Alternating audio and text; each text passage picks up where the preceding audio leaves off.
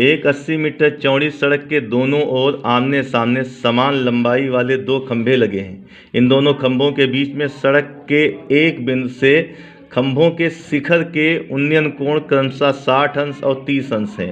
खंभों की ऊंचाई और खंभों से बिंदु की दूरी ज्ञात कीजिए। चलिए देखिए, दो खंभे हैं, समान ऊंचाई के हैं।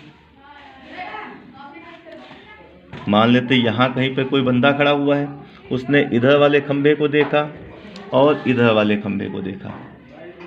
ठीक है, अब हमको बताया गया था कि ये दूरी पूरी कितनी है, 80 है।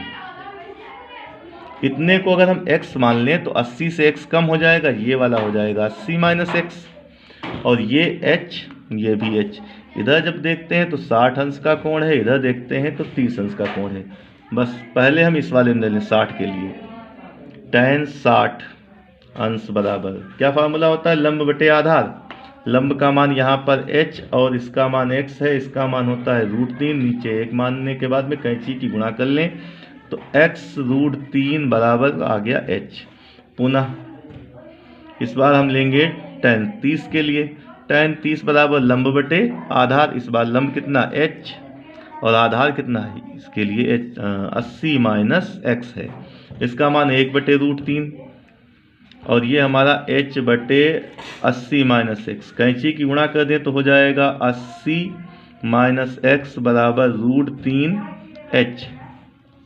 h का मान यहाँ पर बताया गया कुछ और, हमको ये √3 लिखा, h का मान कितना बताया गया, x √3।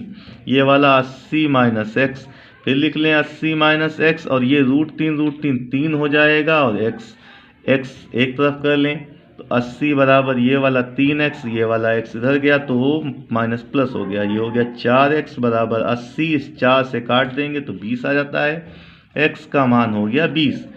तो ये मान डाल देंगे h वाले में। h बराबर हमारा था x √3, x का मान है 20 √3। लिख सकते हैं हम कि पहले खंभे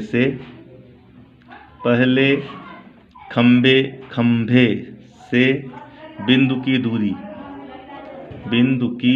दूरी जिसको हमने x माना था, x का मान हमने निकाला है तो 20 मीटर, और खंभे की ऊंचाई जिसको हमने h माना था, h का मान आया है 20 √3 मीटर। यही दोनों आंसर हमारे हैं।